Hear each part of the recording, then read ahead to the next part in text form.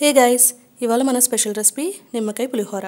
So tasty and easy ప్రాసెస్లోకి ఇంకా వెళ్ళిపోదాం. సో ఫస్ట్ మనం రైస్ని కుక్ చేసుకొని ఫ్యాన్ గాలికి బాగా చల్లారబెట్టుకుని పక్కన పెట్టుకోండి.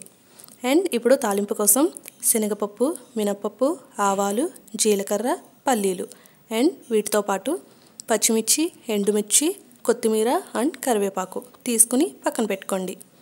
ఇప్పుడు స్టవ్ మీద బాండీ పెట్టి అందులో కొద్దిగా ఆయిల్ని వేసుకోండి. ఆయిల్ బాగా హీట్ ఎక్కిన తర్వాత ఇందులో ముందుగా పల్లీలని అలాగే శనగపప్పుని వేసి లైట్గా ఫ్రై చేసుకోండి.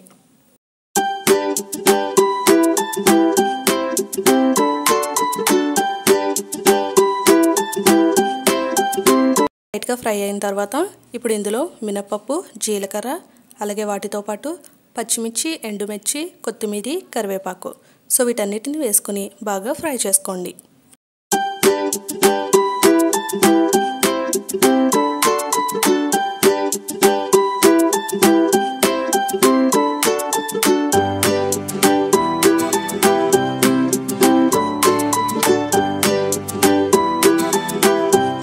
చూసారు కదా, అన్నీ కూడా మనకి బాగా ఫ్రై అయ్యాయి. ఇప్పుడు ఇందులో 1 టేబుల్ స్పూన్ పసుపుని వేసుకుని అన్నింటినీ కూడా బాగా కలుపుకోండి.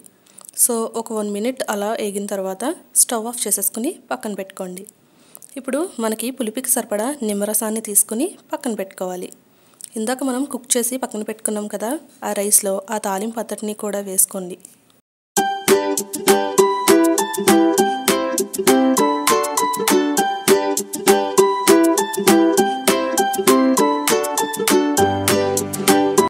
ఇప్పుడు ఇందులో టేస్ట్కి సరిపడా సాల్ట్ని యాడ్ చేసుకుందాం. సో సాల్ట్ యాడ్ చేసుకున్న తర్వాత ఇప్పుడు ఇందులో పులుపుకి సరిపడా నిమ్మరసాన్ని కూడా యాడ్ చేసుకుందాం. సో మనకి కావాల్సిన ఇంగ్రీడియంట్స్ అన్నీ యాడ్ అయిపోయాయండి. ఇప్పుడు వీటిని అన్నీ బాగా కలిసేలాగా మిక్స్ చేసుకోండి.